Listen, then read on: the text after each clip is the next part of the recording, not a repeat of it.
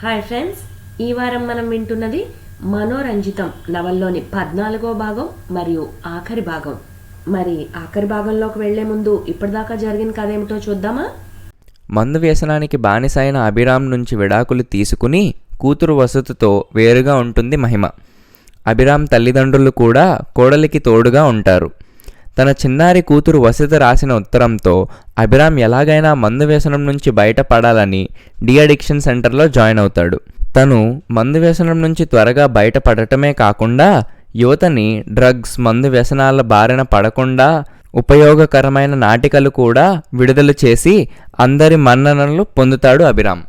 ఆశ్రమంలోని ఆత్మీయ సమావేశానికి అభిరామ్ తల్లిదండ్రులతో పాటు మహిమ కూతురు వసుధ కూడా హాజరు కావటం చూసి అభిరామ్ చాలా సంతోషిస్తాడు. మహిమను క్షమించమని కోరతాడు అభిరామ్. మరి మహిమ అభిరామ్ని మళ్లీ జీవితంలోకి ఆహ్వానిస్తుందా? చిన్నారి వసుధ తన నాన్నతో కలిసి ఉండాలనే కల నెరవేరుతుందా? మహిమ అభిరామ్ల జీవితం తర్వాత ఎలా సాగిందో ఈ ఆఖరి భాగంలో వినండి. విన్నారుగా, ఇక కథలోకి వెళ్దామా? మనోరంజితం నవల్లోని ఆఖరి భాగం. ఇంటికి వచ్చిన వెంటనే మనోరమ భర్త ముందు తన సందేహాల చిట్టా విప్పింది. అక్కడ అభి, మహిమ, వసు అంతా ఆనందంగా కలిసిపోయినట్టు మాట్లాడుకున్నారా? ఇంతలో ఏమైంది? ఎవరి దారులు వాళ్ళవే ఎందుకయ్యాయి? 2 రోజుల్లో అభి తమ ఇంటికి వచ్చేస్తాడు. ఇక అందరం కలిసి ఒకే చోట ఉంటామని ఆనందిస్తుంటే ఇలా ఎందుకయింది? మీరేదో వాళ్ళతో ఏదో ఆలోచన చేశారు, నాకెందుకు చెప్పడం లేదు? మనోరమ నిలదీస్తుంటే సమాధానం చెప్పలేని వాడిలా నిట్టూర్చేసరికి మనోరమలో ఆతృత ఇంకా పెరిగిపోయింది. ఏదో జరిగి ఉంటుందనే నిర్ధారణకు వచ్చి అదేమిటో చెప్పాల్సిందేనని పట్టుబట్టింది. నాకు సరిగ్గా తెలీదు, కొంత తెలిస్తే మిగతాది ఊహించాను. మనం అక్కడ ఉన్నప్పుడే మన వాడికి ఎవరో ఏదో చెప్పినట్లు అనిపిస్తే ఏమిటని అడిగితే, ఏముంది అందరూ పెళ్ళి అంటూ వెంటబడి ఏవేవో సంబంధాలు చెప్తుంటారు అనేశాడు. అప్పుడే అక్కడున్న మహిమకు వాళ్ళ కొలీగ్ ఏమిటో చెప్పింది. పెళ్ళి అనే మాట వినిపించింది. నేను అనుకున్నది ఏమిటంటే ఇద్దరూ విడాకులు తీసుకున్న వాళ్లేగా, వాళ్ళ స్నేహితుల్లో ఎవరో మళ్ళీ పెళ్లి చేసుకోమని బలవంతం పెట్టి సంబంధాలేవో తెలిసినవి చెప్తుంటారుగా, అలా వాళ్ళిద్దరూ కూడా ఎవరికో మాట ఇచ్చారేమో. దాని గురించి మహిమ అభిల మధ్య చర్చ ఏదో జరిగింది. వాళ్ళిద్దరూ సీరియస్గా చర్చించుకోవడం అయితే చూశాను. పెళ్లి గురించే అయి ఉంటుందనే అభిప్రాయానికి వచ్చి అభిని, పెళ్లి గురించా అని అడిగితే చాలా మామూలుగా, మరి నేను నిర్ణయించుకోవాల్సి ఉందిగా అనేసి ఊరుకున్నాడు. వాళ్ళిద్దరూ ఏదో నిర్ణయానికి వచ్చినప్పుడు మనం చెప్పేదేముంటుంది, అందుకే వాళ్ళ ఇష్ట ప్రకారం ఏ నిర్ణయం అయినా తీసుకోవటం మంచిదని చెప్పాను అన్నాడు నిరంజన్. మనోరమ ఆశ్చర్యం నుండి తేరుకుని ఆయన మీద విరుచుకుపడింది. చక్కగా ఇద్దరూ కలిసిపోక మళ్ళీ పెళ్లిళ్ళు ఏమిటని గద్దించాల్సింది పోయి పెళ్లి కబుర్లు అని తెలిసి ప్రోత్సహిస్తున్నట్లుగా మీ ఇష్టం అంటారా? వసు వాళ్ళ నాన్న గురించి ఎంత కలవరించింది తెలిసి కూడానా? అభికుండే ప్రేమ, అనుబంధం ఎవరో కొత్త మనిషికి వస్తాయా? నువ్వు మర్చిపోయినట్లున్నావు. అప్పుడు మహిమను మనమే విడాకులు తీసుకోమని సలహా ఇచ్చాం, ఒప్పించాం, అవునా? అంటే విడాకులు తీసుకుని ఒంటరిగా ఉండిపోవాలన్నా నీ అభిప్రాయం? సమస్యల నుండి బయటపడి కొత్త జీవితం ప్రారంభించమనేగా విడాకులు తీసుకోమని బలవంతం పెట్టాం. సమాధానం చెప్పలేని ఆమె ఆయన వైపు ఆశ్చర్యంగా చూస్తుండిపోయింది. తర్వాత 2 క్షణాలకు మెల్లగా మాట్లాడింది. నిజమే, అప్పుడు అదే మనకు తోచిన పరిష్కార మార్గం. కానీ ఇన్నాళ్ళు ఒంటరిగా ఉండి వాడు పూర్తిగా మారాక నాకేం నచ్చలేదు.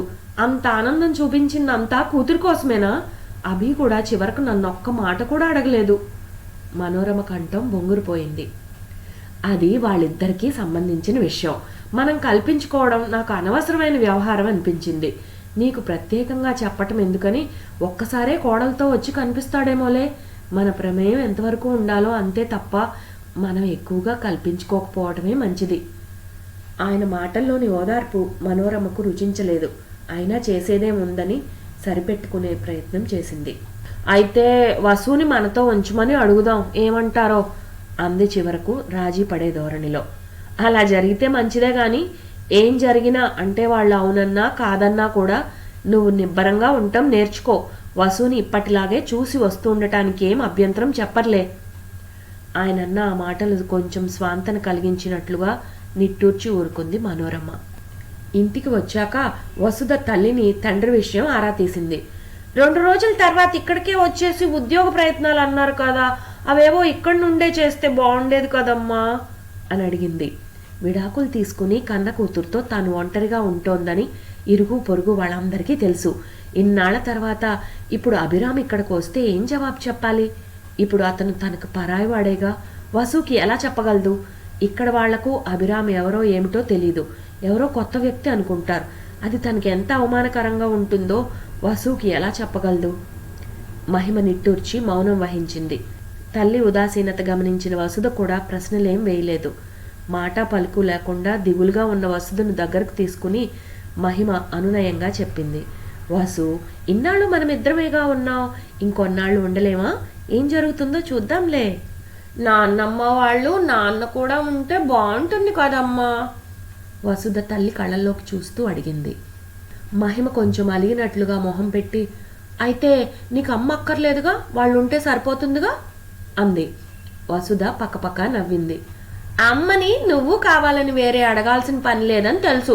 పిల్లల్ని ఎవరు వదిలినా కానీ అమ్మ మాత్రం ఎప్పుడూ వదిలిపెట్టదు. అవునా అన్నట్లు చూసింది మహిమ.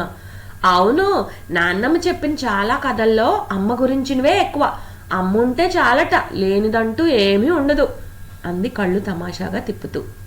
వసుకి సరిగ్గా మాటలు రాని వయసు నుండే ఒళ్ళో కూర్చోబెట్టుకుని ఎన్నెన్నో కథలు అత్తయ్య చెప్పడం చూసింది. అలా విన్న కథల ప్రభావమే కాబోలు వసులో ఇన్ని తెలివితేటలు మురిపెంగా మనసులో అనుకుంది మహిమ.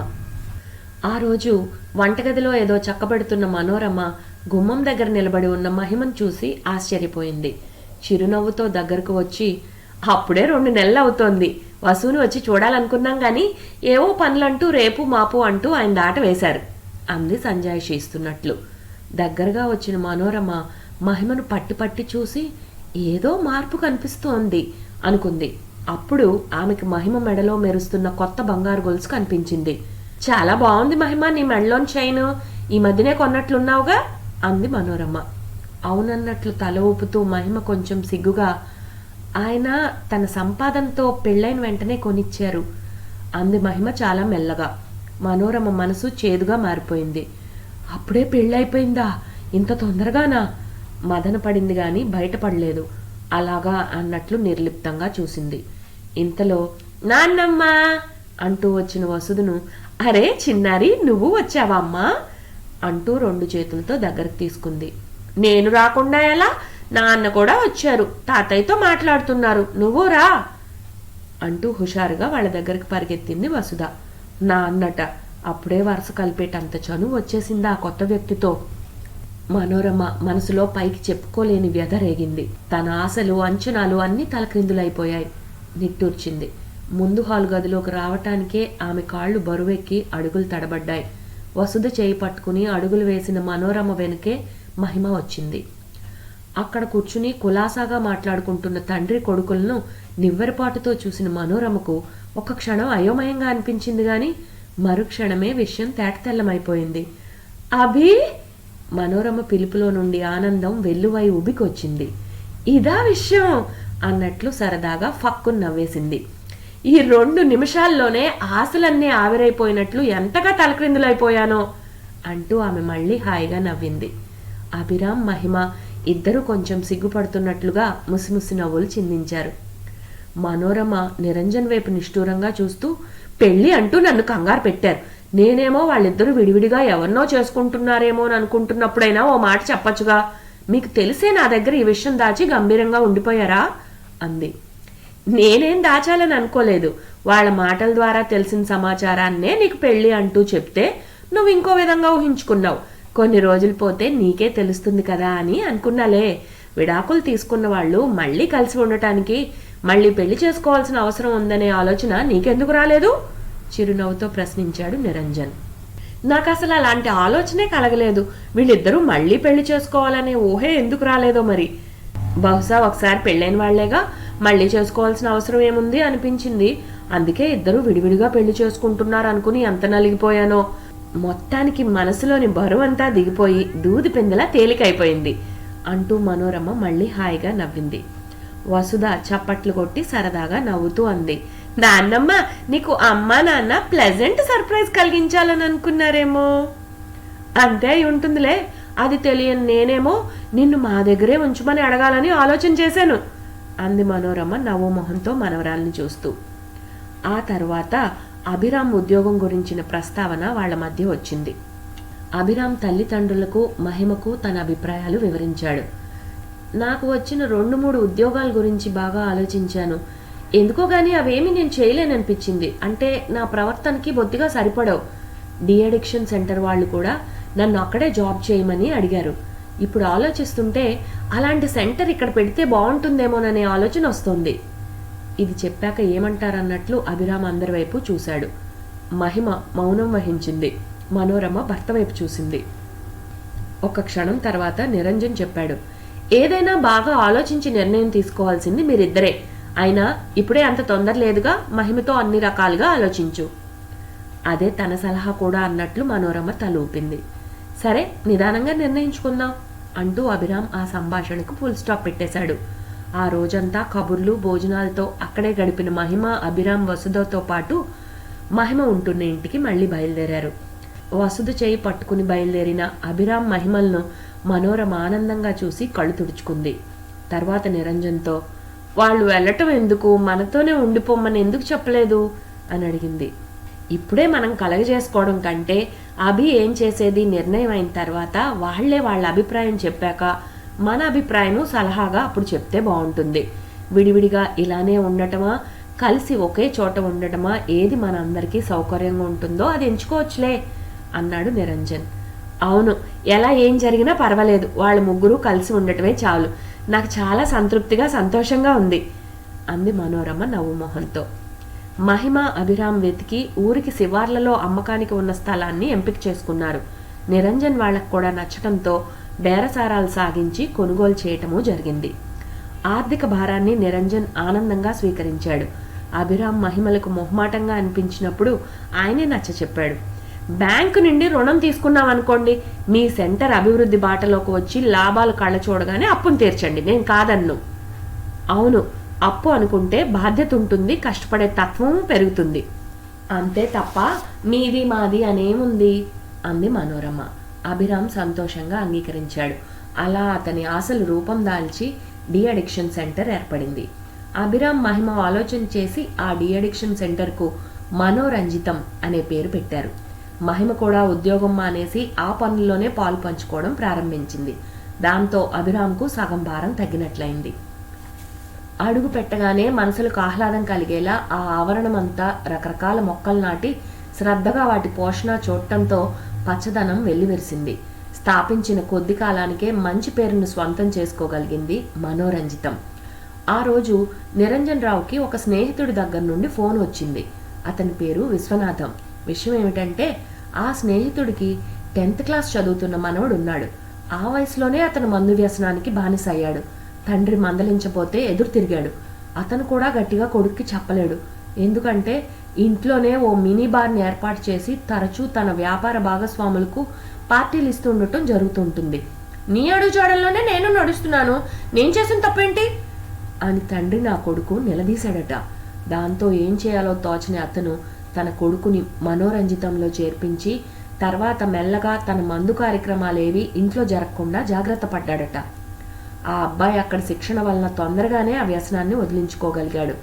కొడుకుతో వచ్చి మనవాడిని ఇంటికి తీసుకెళ్లేటప్పుడు విశ్వనాథం గారికి అభిరామ్ తన స్నేహితుడు నిరంజన్ రావు కొడుకేనని తెలిసింది. అందుకే ఆయన ఫోన్ చేసి అభిరామ్ కృషిని మెచ్చుకున్నాడు. మనోరంజితం వాతావరణం, శిక్షణా పద్ధతులు అన్నీ ఒక చక్కని ఆశ్రమ వాతావరణాన్ని తలపించాయని ప్రశంసించాడు. ఆ మాటలు విన్నప్పుడు నిరంజన్ రావు గుండెలు ఆనందంతో ఉప్పొంగాయి. అప్పుడే అటుగా వచ్చిన మనోరమ, ఏదో సంతోషకరమైన వార్త విన్నట్లుగా మొహం అంతలా వెలిగిపోతోంది, ఏమిటి సంగతి అని అడిగింది. నిరంజన్ చిరునవ్వుతో విషయం వివరించి, ఇది కదా పుత్రోత్సాహం అనిపిస్తోంది అన్నాడు. మనోరమ హాయిగా నవ్వింది. ఇంతటితో మనోరంజితం నవల సమాప్తం. ఈ నవల ఆద్యంతం విని మీ ఆదరాభిమానాలను అందించినందుకు అందరికీ ధన్యవాదాలు.